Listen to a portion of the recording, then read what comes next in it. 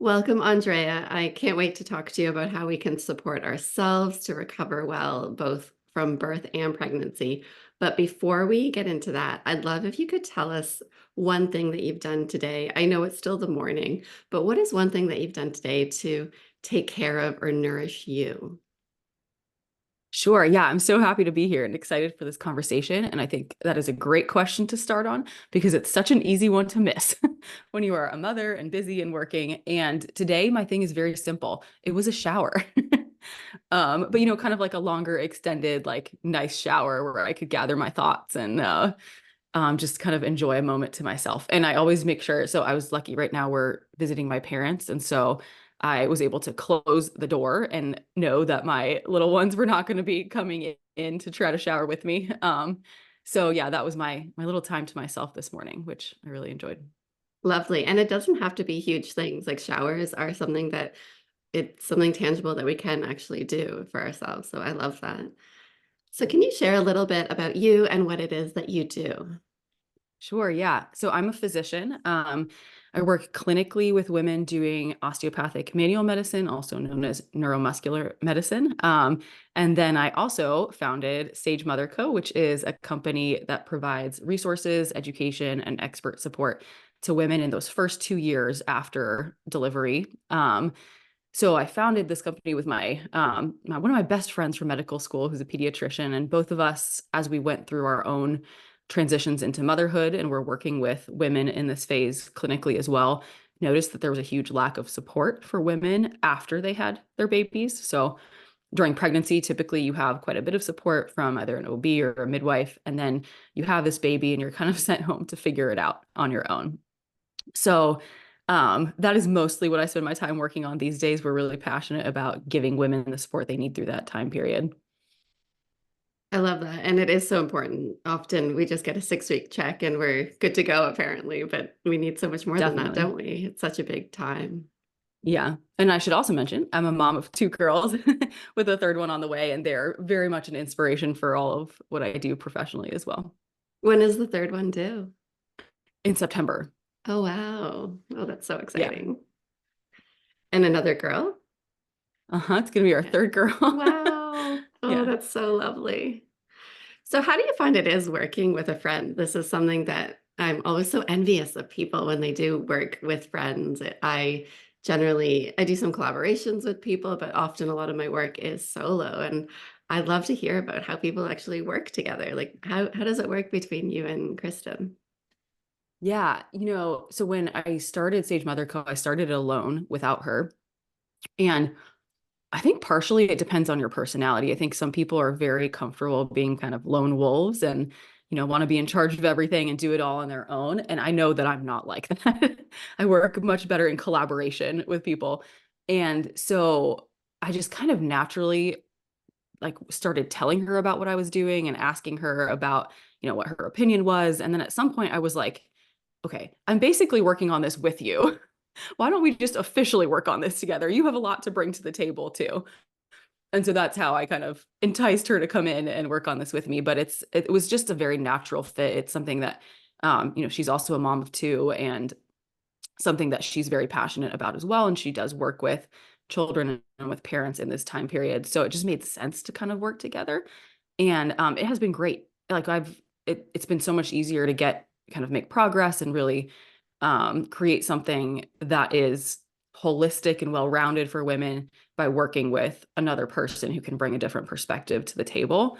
And then just personally, it's wonderful as well, to have someone to bounce ideas off of and to not be responsible for everything that it takes to run a business. So I've really enjoyed it.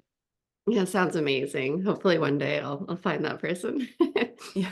So let's talk about recovery. It's interesting that you talk about recovery from pregnancy and birth, because I think so often we hear about recovery from birth because we recognize this is a big thing to go through.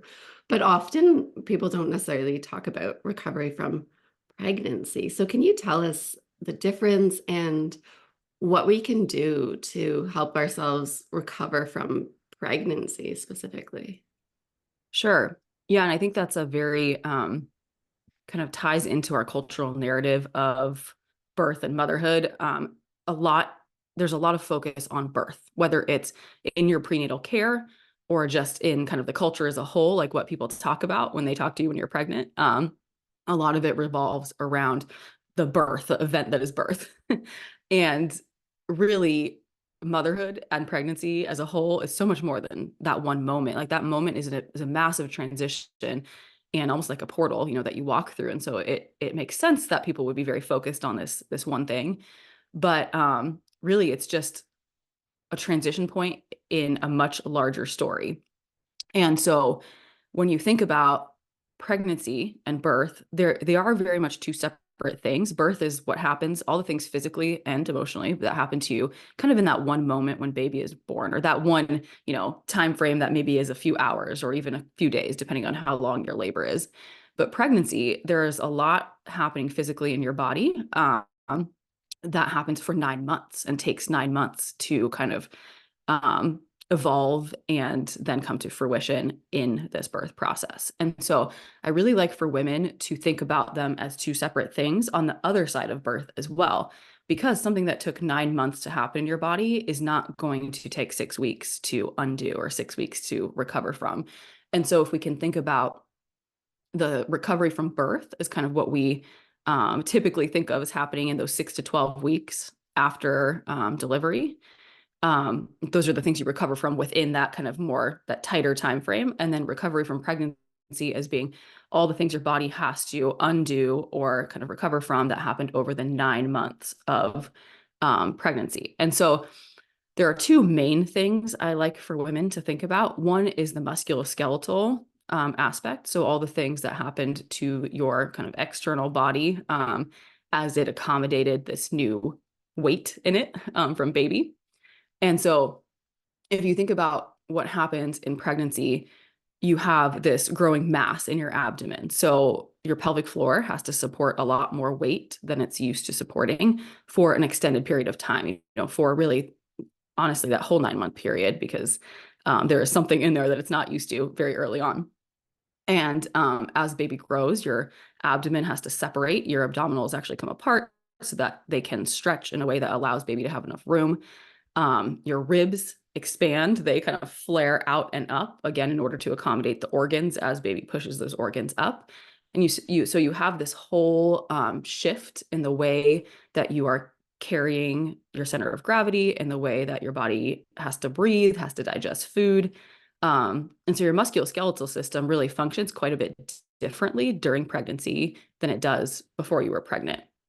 And so when we think about what happens then after baby exits your body and you no longer have that mass in your abdomen, all of those things have to change back to what they were, not necessarily exactly what they were before, but they have to change in a way that now allows your body to function properly with a new center of gravity that doesn't involve this big mass on the front of your body. And so sometimes a lot of that happens kind of organically. If you did nothing after birth, your body would not just stay in its initial postpartum state. You would have your abdomen would generally kind of close, your pelvic floor would recover. But it doesn't always happen to the degree that we want it to if we don't support it in specific ways. So that's one thing. I like people to think about, okay, musculoskeletally, it's a lot more than just shedding the baby weight. It's really not about like losing fat in this period. It's about supporting your body and restructuring itself musculoskeletally to be able to function the way it did before baby. And so that's why we generally recommend people do work with like a pelvic floor therapist or do some sort of core recovery program where you're working with different breathwork exercises to restructure the way that your ribs are moving and your abdomen is moving now that baby is not in there. And all of it is very simple. Actually, it's just that kind of intentional, focused work can really aid your body relearning how to function after baby exits. So that's one thing, is the musculoskeletal side of things. And then I like to think about the kind of more internal or physiologic side of things. So what's happening internally in your body as you grow a baby. And so the biggest thing with that is what's happening nutritionally. You know, I always tell people birth or pregnancy and birth are kind of like a marathon that you don't have the option of exiting. So whether you're prepared for this marathon or not, most of the time it's going to happen. And so your body will just do what it needs to do in order to make it to that finish line. And so if we think of that from a nutritional perspective or a nutrient perspective, your body during pregnancy has a much higher demand for nutrition than it did pre-pregnancy. And so if a lot of times people are going to be getting that from diet and from supplementation with like a prenatal, but most people are not going to be fully meeting their need for nutrition, even with those two things. And so your body makes up the difference by pulling from its own nutrient stores in order to make sure that that baby is going to grow and develop the way it needs to. So then when you get to postpartum, when you've delivered that baby, your body has a pretty high need for replenishment of all the nutrition it just gave to baby. And this can be a challenging time to replenish nutritionally because most of the time the demand on your body is still high, whether it's through things like sleep deprivation, breastfeeding, which takes even more nutrition almost than pregnancy did. There is a lot that you're doing in that period that is very demanding for your body as well. And so I really like for women to think very intentionally about how they're nourishing themselves, because that nutritional status is actually going to affect how your body recovers, even from the musculoskeletal side. How quickly your tissues recover, how quickly your musculoskeletal system is able to recover. All of that is affected by the level of nutrition that you have in your body. And part of that also, if you think about the two are so related. So musculoskeletally, like if you think digestion wise, your digestion is a little bit limited during pregnancy because of all the compression and pressure and less space that you have in there when baby is in there. And physiologically, your body is also slowing down transit of foods during that time period in order to extract as much nutrition from the food as possible. And so then when you get to postpartum, sometimes you can have this, like your digestion and is still kind of slow and sluggish. And so it just takes some time for that to all come back on board. And again, like eating the right foods, supporting your body in the right way, and even doing things that are supporting your musculoskeletal function are all going to make that recovery happen more smoothly and more quickly. So those are the two main things I like to think about in recovery from pregnancy. And then if we think about recovery from birth, on the other hand, it's all of the more acute things. So these are the things that people more typically think about. And they're also the things, so recovery from pregnancy is going to happen to you no matter how you gave birth, whether you had a C-section, whether you had a vaginal delivery, your body did these things during pregnancy. And so it is going to need time and intentional care to recover from these things. Recovery from birth is a little bit more individual because it depends on how your baby was born. You might be facing different things depending on how baby came out. There are some things that are going to remain the same no matter how your birth went. So things like the fluid shift that happens after delivery, you are holding almost twice as much fluid in your body through blood, through amniotic fluid, through other things. And all of that comes out after baby is delivered. So that happens very quickly after birth. And then the uterine recovery or uterine changes that happen after birth happen kind of in a more acute period too. So what the bleeding, that we talk about, what we call lochia, that should not last a year. If that's lasting a year, we have a bigger problem, so that's much more kind of confined to the few weeks after birth that you're going to experience that. Things like after pains as your uterus kind of shrinks back down to its original size. And then that massive hormonal shift that happens right after birth where your estrogen and your progesterone just plummet. All of that everyone will experience. And all of that is very contained to the 6 to 12 weeks, depending on which part of it we're talking about after delivery. But then recovery from birth can also include things like a C-section scar healing, or if you had a tear vaginally, that repair healing. And so that can be very individualized to a woman and how her baby was born. So yeah, that's kind of that's the basis of how I separate the two. They're both so massive, aren't they? They are. I'm things like, I could go on about all these things in detail, and yeah, and we do in a lot of the information that we put out. But I think the basis of it is I want women to think about them as separate, because we have this false assumption that, oh, as long as I can recover from birth, I should be back to where I started. And that is so not true. You have to recover from pregnancy as well. And that takes a much, much longer time period. I think people now, I've heard people start saying, it took 9 months to grow this baby. It's going to take at least 9 months to recover from the pregnancy. And really, in my opinion, it's probably a little bit even longer than 9 months to recover from the pregnancy. Yeah. And what can we do going into pregnancy if we're intentional and we know about this, which a lot of us probably don't, especially first time going into being a mom. We don't recognize what we're going to go through because we've just never gone through it before. But what do you recommend to a mom to do either in preconception or during pregnancy to lessen the intensity of recovery needed for both pregnancy and birth? Yeah. So I think the foundation of that is going to be nutrition again. And so, I mean, really, ideally, we would all go through some sort of period of working with a practitioner, to identify personally what your nutrient deficiencies might be, kind of like where your body is weak. And again, both physiologically, like kind of internally physiologically and musculoskeletally, I would love for women to work with like a pelvic floor therapist and a nutritionist, or a naturopath or someone like that pre-pregnancy to really prepare their body for pregnancy. Because the more like the stronger your body is physically and the more nutrient rich your stores are pre-pregnancy, the more your body has to work with as it goes through this very intense process. Again, if you liken it to something like a marathon, if you prepare for the marathon, if you train for it, if you eat right for it, then you're going to get to that event and feel good while you do it because your body is prepared for it.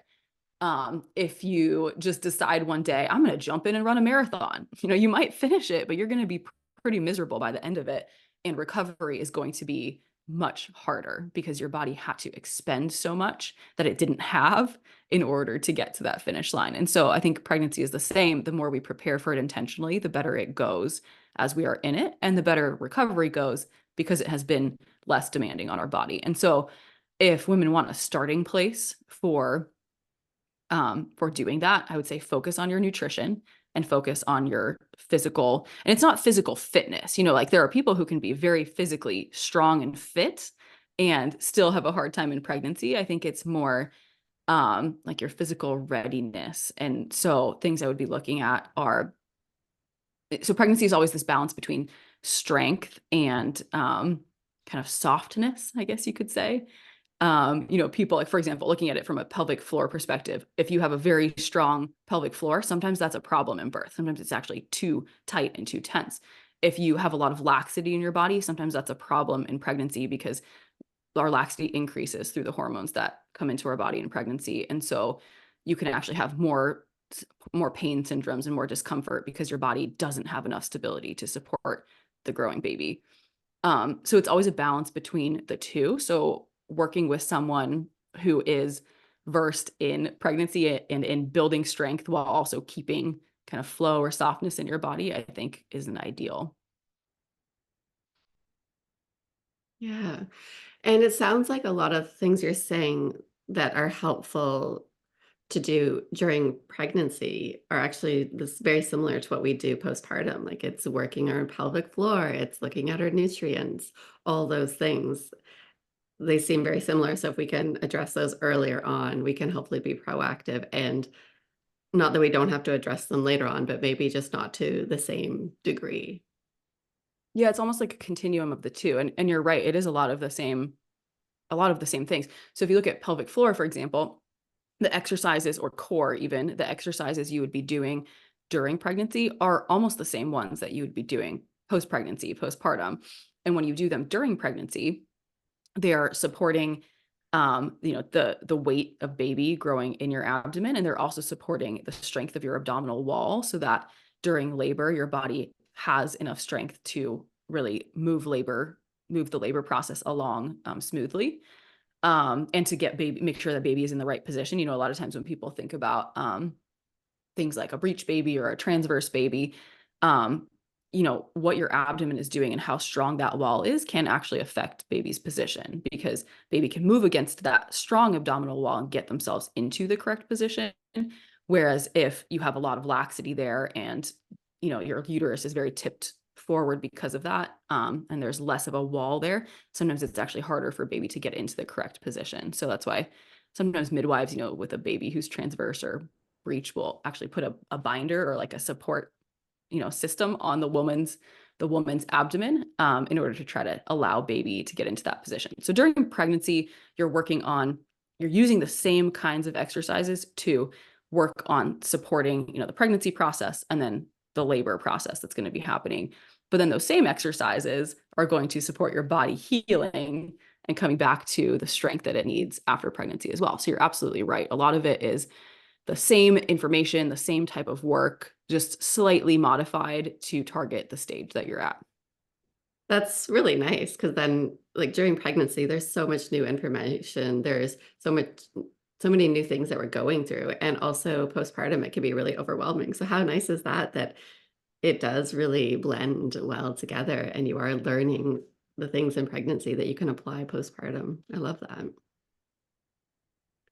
So when you were talking about birth and some of the things that we go through, you mentioned after pains. Is there anything that we can do to help ourselves with that?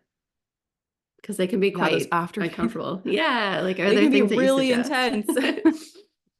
And it's one of those things too where they tend to get worse with subsequent children.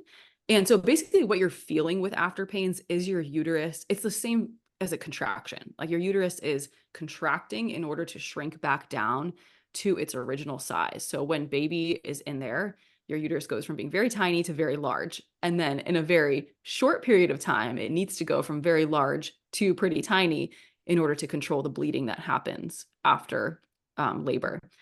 So you want those contractions to happen because they're actually good for your body. They're going to prevent complications after birth, but they can be quite uncomfortable. And in subsequent pregnancies, your uterus tends to be more stretched. Um, and so it has more to go in order to get back down to its original size. And so that's why those after pains can be a little bit more intense with each subsequent baby. Um, so the basic thing that can help is heat. So like a heating pad or a heat pack just placed over your abdomen, wherever you're feeling it. Some people feel it more in their backs. That can be very soothing. And then herbally, motherwort is like in a tincture form, can be very good too. And actually there's also, I don't know if you're familiar, but there's also a blend called After Ease, which is motherwort plus a few other things, few other herbals that support that process that can be helpful as well. And so those two are generally what I recommend people have on hand. And what they do is they'll make those contractions a little bit more gentle without inhibiting the uterus's ability to actually contract. So that's where I like to start is heat and then an herbal tincture.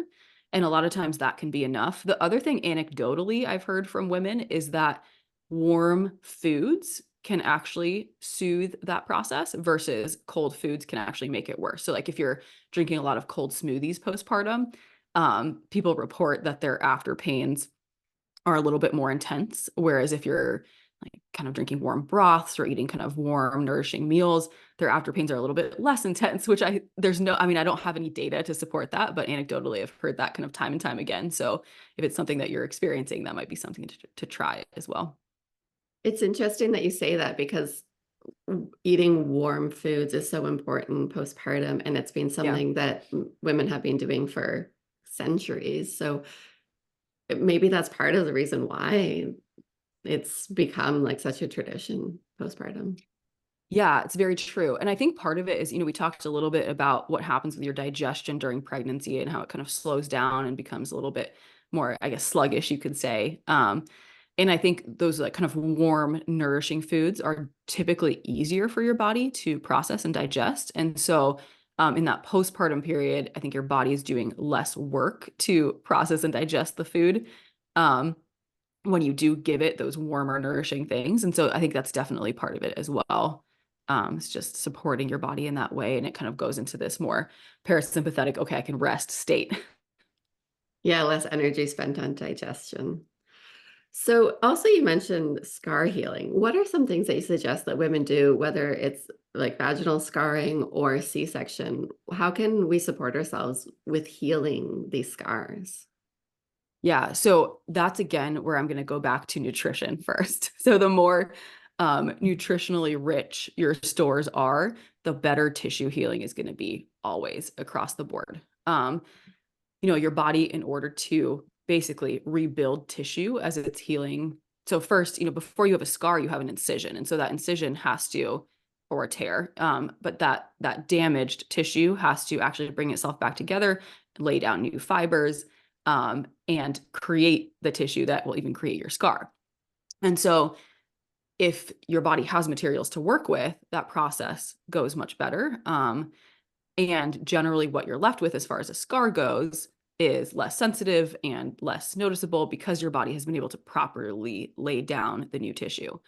And that's not across the board. You can be very nutritionally sound and still be left with, a scar that is not exactly how you want it to be. But that foundation will generally get you to a better place than you would have been if you didn't have that nutritional foundation. So then, if we're talking kind of like topical or things you can do to support that incision. So if we're talking like a vaginal tear that was repaired, something like a sitz bath can be very helpful, both for comfort and for healing. So putting certain herbs, and there's different mixes out there that you can get, but like comfrey or St. John's wort are generally mixed in there. And a sitz bath, so you put herbs and some water in a bathtub and then sit in it basically, or there's compresses that you can put on as well. So just giving it again, kind of that warm moisture to keep it clean. And then also getting those herbals on there can help both for comfort and to make that incision heal a little bit better, or that tear to heal a little bit better. And then for a C-section scar, same thing. So you can put a compress on it.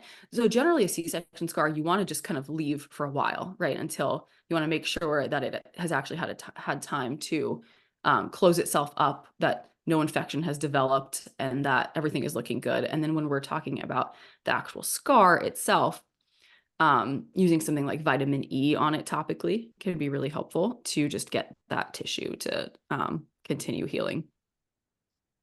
Yeah. The other thing I want to mention with C-section scars is that, because this surprises people, is that they can take quite a bit of time to heal fully. So I would give it a year really before you are aware of what it will like visually look like and feel like. So a lot of people have, like, at 6 months, they'll say, oh, well, my C-section scar is still really sensitive. And sometimes that can be very normal. Like, it doesn't always, the feeling or sensation that you have in that area doesn't always go back to the way it was quickly. And there are things that you can do to help that as well. So, like, what we want to be thinking about in that case is breaking up adhesion. Sometimes when a scar forms in the body, it can adhere to the tissue around it, which can increase that discomfort. And so C-section scar massage, where you're actually taking the fascia and the tissue and manually rolling it and breaking up adhesions, can be helpful. And then cupping is the other thing. So, you've seen pictures of like celebrities with those like the round spots on their back from a treatment, which I'm sure you're familiar with, called cupping. You can do that over a C-section scar as well, where you take kind of a suction cup and you attach it to the skin and then move it over the scar, and that helps break up those adhesions as well. And generally a pelvic floor therapist or a PT who's versed in postpartum care is the person who would help you with that. I've never heard of using cupping for a C-section scar. That's fascinating, but makes so much sense, doesn't it? Mm-hmm. So you are pregnant with your third child. I'm just wondering, like, what are you doing differently going into this pregnancy and now during the pregnancy that's different to how you went into like the first pregnancy or the second one, since you are working in this space and across all of this information? What's different this time Oh, around? that's a good question. I think for me, okay, so one thing that's different is I'm getting more body work done this time, which is so funny to say because in my clinical practice, I do body work on other women who are pregnant and postpartum, but it's one of those things where sometimes the thing you do for your work, you don't do so much on yourself.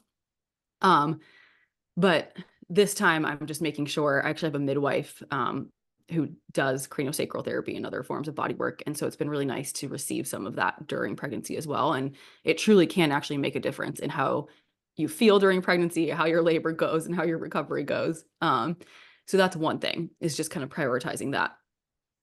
The other thing though is actually less physical and more mental. And that's just kind of letting go and going with the flow more. I wouldn't say that I was a very stressed out pregnant person with my first two. I've always kind of trusted the process, but especially with this baby, I'm just letting it happen. Of course, I'm making sure to eat well, to take, some targeted supplementation, to stay active. But I'm trying not to stress about anything. I'm just going to let this happen, let baby develop, kind of try to connect with baby as that happens, and then trust that things are going to go well. Letting go can sometimes be the hardest part, right? Yes, it can for sure. And I think that was my experience, especially with my first. It wasn't so much that I was worried about the things happening in pregnancy, but it was more that I had a lot of preconceived notions of how I wanted things to go, both in pregnancy, labor, and postpartum. And nothing went badly for me at all. But even when things don't go badly, things can go differently. And so the process of letting go of those assumptions and expectations and really leaning into who my daughter was, who I was becoming, how our life was going, was definitely probably the hardest part of pregnancy, especially that first one for me. And so that was kind of the learning curve for me was physically everything can be perfect, but mentally there's still probably work you need to do. Yeah, across everything in life, but particularly motherhood, right? Yeah. So you are getting more support this time round with body work. I'm wondering if we talk a bit about the modern day village, because often the modern day village can look like hiring people, right? We all want Yeah. this village. We all like fantasize about what it would look like or what it used to look like in the past, but most of it evades us, right? We all, not maybe I shouldn't say we all, but generally mothers don't feel supported enough. So what does the modern day village look like to you? And like, how can we start actively building that if we are in the majority of women who don't find themselves in that? Yeah. This is the question that sparked the start of Sage Mother Co. Mm. you know, um, because I think you're right. I think we have these images. We have one of two things. We either have this assumption that we can do it all alone, because our culture is very individualistic, kind of power driven. Like we want to be, we're taught to be these like high achieving, successful, badass women kind of thing. And then we get to motherhood and we go in with that assumption that like, oh, I'll just take care of business the way I've always done. And it doesn't always go that way, because we're doing this thing that asks so much more of us. And we're not just thinking about ourselves anymore. We're thinking about this other life that we're now responsible for. And that goes much better when you have support, external support in a number of different ways. So either we go into it with that perspective, or we go into it with the perspective of, oh, yeah, of course things are better in community. But then we look around ourselves and our community isn't there. We have moved across the country or across the world, like you've told me, you and your husband did. And we don't have the support systems in place that we were expecting. And so, yeah, I think that the village is something we create ourselves these days. And that starts with knowing what you even need. For some people, it's going to be a lot of physical support. It's going to get that body work, working with a physical therapist who is, informed about pregnancy and postpartum. It's going to be maybe having a cook come into your house and like make sure that you have like really good nourishing postpartum meals. And for other people, it's going to be more of like the social community that they need. Maybe it's like making connections with other moms in your area who have kids around the same age so that you have someone to talk to about what you're going through. So it can look very different, I think, from woman to woman, but kind of having a framework of, kind of having a way of diving into what am I experiencing in this time period? Where do I feel the lack? And then bringing in support in order to fill those gaps, I think is what the basis of the modern village looks like, because it is so rare to have everything, just given to us. Like it's so rare to have um your midwife across the street and your mom next door who can watch your child when you need a break, and your best friend across the street. Like that just like doesn't really exist anymore in today's world. And so yeah, I think it looks like bringing together the different pieces that you need support with into your life. And a lot of times you're right, that does look like paying someone, and I think that can feel strange for people. um and it's not always, and that's why it's not always accessible to people to have all the things. And so it's important to kind of identify where are you feeling the lack, and then to make sure you're bringing in those pieces to support yourself. Yeah, there's so many things in motherhood that are easier if we can identify what we need. And this is an exact example of that. Like you said, like looking at what's lacking and what's most important, and then figuring out how you can fill that Mhm. with support, whether Right. that's hired or asking somebody. Yeah, because I think in this time period, so much is new. You're going through so many new things. You have so many new demands on your mind and your body that you didn't have before you became a mother, that it's very easy to get lost in what you're feeling. Like what we hear from women all the time is, I just don't feel like myself. But it's hard to identify why you don't feel like yourself. And so that's why in our work in Sage Motherhood, we start by giving women this framework, which we call the 3 pillars framework, which goes over the 3 different main areas that you need to be looking for care and support um, in the first year or two after delivering a baby, and then all the subcategories that might, fill in those 3 areas that you might personally be experiencing within those 3 areas. And that at least gives women a starting point so they can look at it. So the 3 pillars are baby care, mama body, which is like your own physical recovery from birth and pregnancy, and then mama mind, which is all the mental changes that you're going through.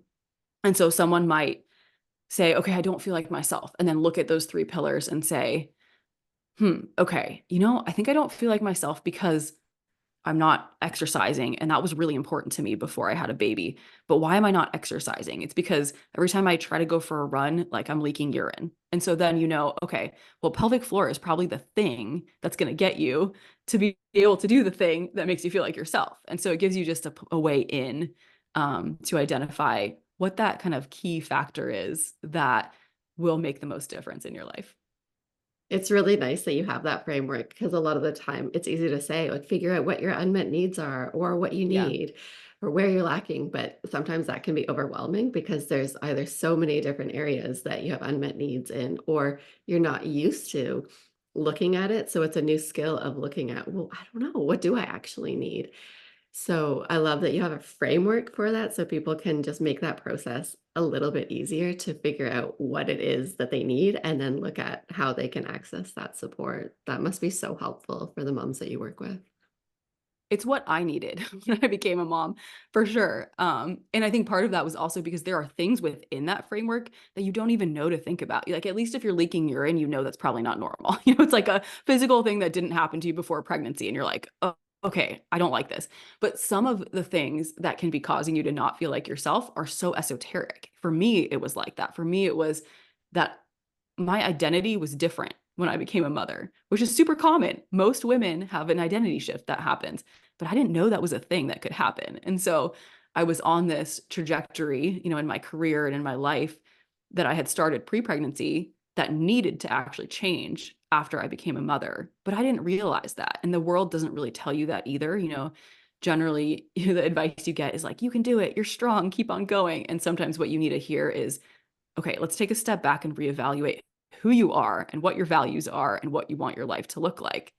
Um, and so there are things like that within this framework that when I realize that, or when a woman who works with us sees them, it clicks, and you're like, oh, of course, like that can happen to me. Like now I know, why I'm feeling this way. But if you never were made aware that it's a phenomenon that you can even be experiencing, you're just left kind of in the dark feeling like something's wrong, but you don't know what.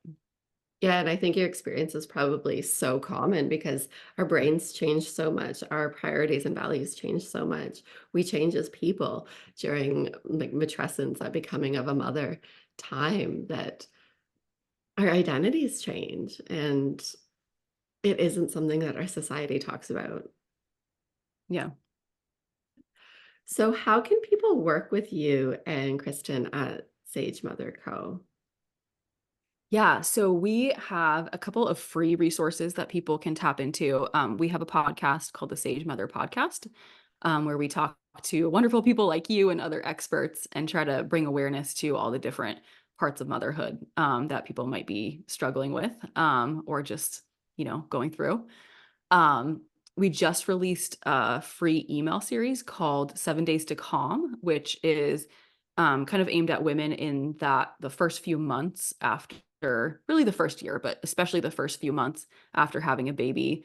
And it's about reframing the overwhelm that most women feel in that time period. So it introduces you to our 3 pillar framework and goes over some of the most potent things that we've found to be helpful for women in that time period. So I think those 2 places are a great place to start.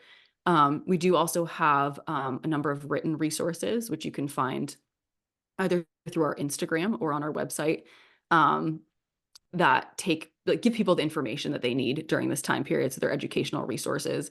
And then kind of our favorite part of what we do is our community membership called the Sage Circle, where women can come in to find that village that we were just talking about, kind of our answer to putting together that modern village. So women get access to other mothers in the same phase of life. They get access to us for all the questions that come up that you might not have time to ask in your OB or pediatric visit that you go to. And then we bring in a number of experts within the motherhood realm to both answer questions directly for people and to do master classes that take people through the information they need in that time period. So that's kind of our most comprehensive resource, the Sage Circle. But we have a number of other kind of entrance points that people can take advantage of too. Amazing. So I will have all these in the show notes, but if you could just let people know what your website is and what your Instagram and podcast are. Sure. Yeah. So our Instagram is at Sage Mother Co. Our website is www.sagemotherco.com. And then our podcast is the Sage Mother Podcast. Amazing. Was there anything that you wanted to talk about here that I didn't ask you? I don't think so. I think, no, I don't think so. And before I let you go, I just have a couple questions that I ask guests that come on that are mothers. Well, the first one is, how do you support your child's emotional development? Or your children's, I should say. Yeah. So that's a big one Yeah. because I think that's Maybe one you of the don't things have you to tell almost us like, all the things, but yeah, you don't think about as a parent. So I would say one of the biggest things that I've found makes a difference in supporting my children's emotional development is supporting my own nervous system. So making sure that I am getting what I need and filling my cup in a way that gives me something to work with when they go through these big emotional shifts and swings and that they come up with the emotional needs that they have. Um, I found that when I am short and there's a tantrum or, sadness about something or whatever the emotion is in that moment, when I am short and I'm less able to like stay calm myself and engage with them in a way that just takes them through that emotion, things don't go as well as when I have some reserve and can just sit with them and try to understand what they're experiencing and not take things personally and stay calm while they are not calm. So yeah, I think as far as emotional development in children goes, one of the biggest things is just knowing that their emotions are always going to fluctuate because they don't have the development that we do to keep our emotions in check. And so a lot of what they are going to do mirrors where we're at. And so the more we can stay calm and steady for them, the more quickly they can move through those big emotions in a really constructive way. Yeah, I think that's the biggest thing. I think you nailed it right there. It starts with us, doesn't it? Yeah, which is super hard also. Yeah, it's really hard. As much as you're saying like kids, they don't have that capacity yet to like regulate their emotions. Most adults still don't and have not learned these things. So Right. oftentimes we're mothers or parents trying to learn this alongside teaching it to our children, which is a challenging place to be. Yeah, that's absolutely true. And then one final question.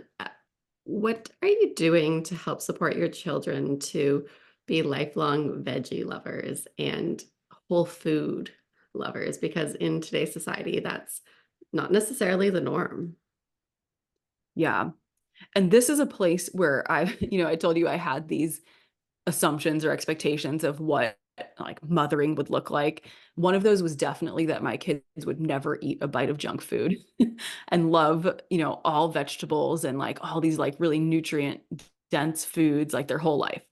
Um, and to a certain extent that was true. So, I mean, one of the things is just early exposure, with my daughter. Some of the first foods, my first daughter, some of the first foods we gave her were like egg yolks, liver pate, fish eggs, fish roe. And I think when kids are in that like super early stage of just being introduced to solids, they typically are open to almost anything. Like it was just amazing to me what I would put in front of her. I mean, a green smoothie. My husband would give her a green smoothie almost every day, and she would just like suck it down, And so in that phase, like really what they're going through developmentally is wanting to put everything in their mouths. And so if you can take advantage of that phase to get them used to real foods, including veggies, including these other nutrient dense foods, instead of just kind of the, like puffs or like teething crackers or these like typical baby things that we give to our kids. If you take that opportunity to introduce really nutrient dense foods, then they're more likely to continue to like them as they go into those more picky phases. But I will say that even my daughter, who I did that with, now she's almost 5 years old, is in a picky phase where one day she'll love carrots and the next day she won't. The next day, what she wants is rice.